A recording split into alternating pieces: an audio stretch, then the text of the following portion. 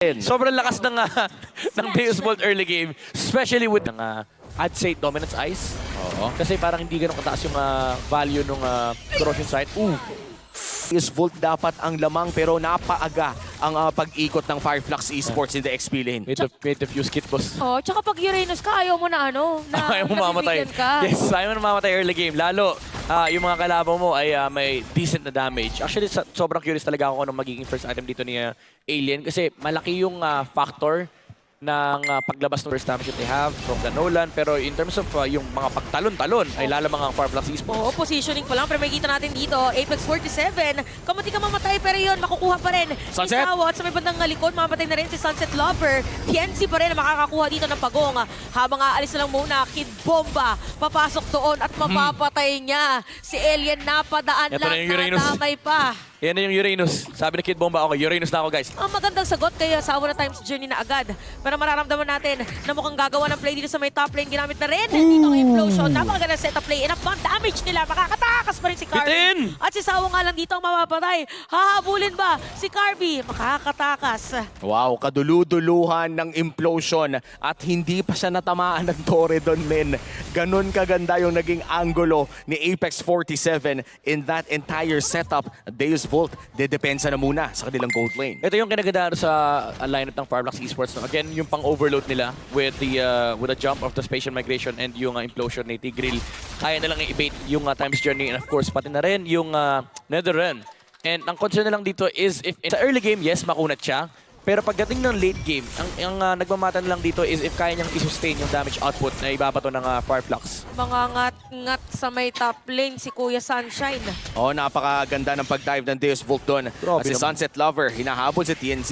Kinailangan umalis via the spatial migration. Sawo, low HP. At mukhang papasukin na siya dito, boss. O isang, dito naman si Sawa doon, pero napakagandang implosion na naman. Sa Journey? dito Times Journey at sa mga pa ng Netherrealm. Apex 47, mapatay dito sa kamay ni Magister at free hit lang ngayon. Nag-o-audition. Sa may pagong, nga parang pa isa-isa na pumapasok, no? Oo.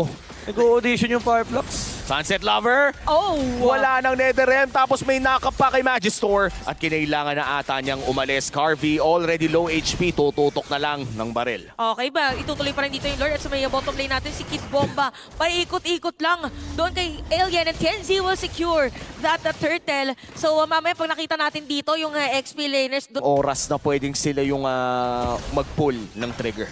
ayan yung trigger na ipupull. Naku, nabaliktad pa nga yan. Ito yung sinasabi nga ng pantakas.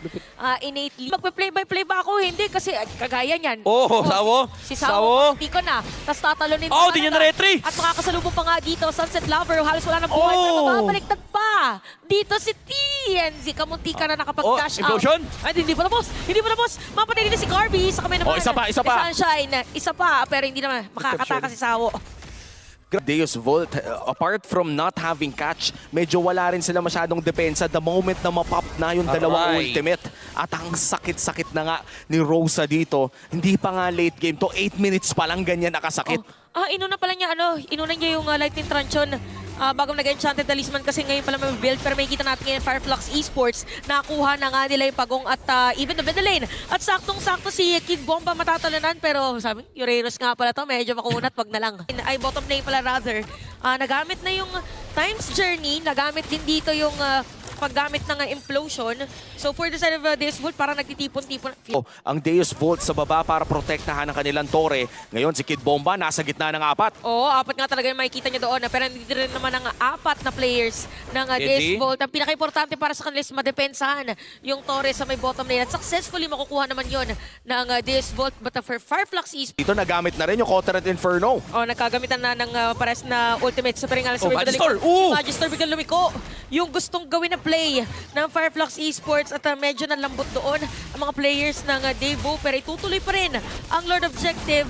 Fireflux Esports parang sila yata ilalamang. Nakalabas pa si Rosa sa combo ng Nolan. Oo, muntikan na yun. Kung nagitnaan siya nun, that could have been a kill for Deus Bolt and Sunset Lover. Half HP, less than pa nga. TNZ looking for the spatial migration. Pero mukhang protektado muna ang Deus Bolt. sila naman ang makakapagpwesto ng mga maraming bomba. Kaya dapat may lamang ang Deus Vult dito around the river area. Yeah. Actually, you could say the same thing, no? Kahit pa may tank jungler dito yung Fireblocks Esports, hindi rin naman ganun kadali.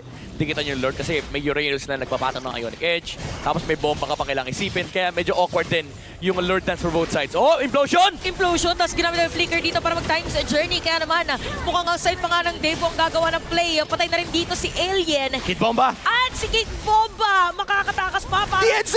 Akala mo, merong Matilda. Oh, reverse time! Ooh! TNC is down. That is nasty coming in from Sawo, men! Ang dami niyang ginawa dun! Kailangan nakakita.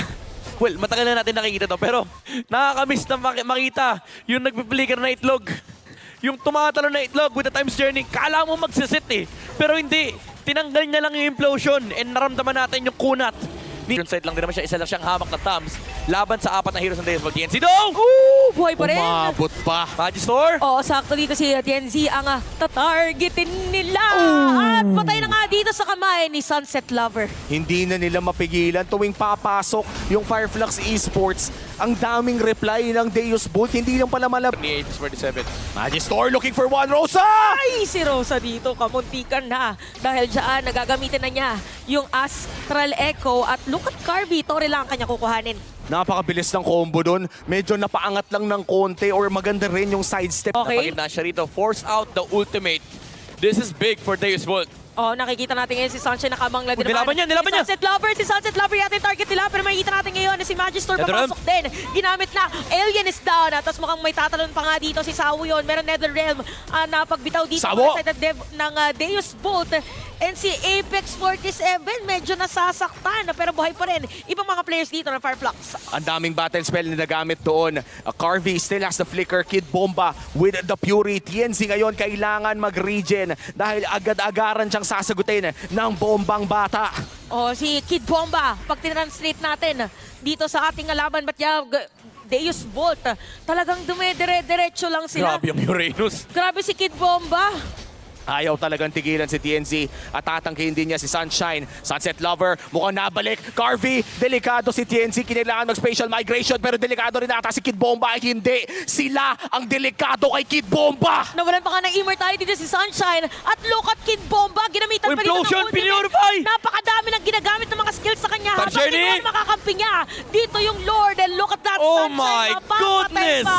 Kid Bomba parang hinatid yung mga players para lang ma-zone out at makakuha nila yung Lord. Pero Ay! babaliktad pa nga. Hindi pa nga nila nadedefuse ang bomba Carvey? dito. Si Carvey makapag-flicker palayo. Nevirus Passion na gamit na rin at si TNC. Mukhang mapapanice ka na lang kasi kinain na naman niya ang mga pakpak ng batang bomba. Ang batang bomba, nakikita natin ngayon na bomba-bomba sa depensa ng Fireflux Esports. Grabe, immortal. Yung Uranus hinatid sa base. Buhay pa din. Magister goes on the fracture. Okay lang daw kasi meron naman siyang immortality. Meron pa times journey That's it. dito. And look at Carby. Look at Carby, may immortality kahit nagamit na dito yung Vengeance. That's it. Nice na Alien, meron pa Lord. At isa na lang, Apex 47 na lang ang dedepensa para dito. Hindi nakakayanin pa. Tower lock na para sa Deus Vult. At sila ang unang aabante para sa ating knockout stage. Iis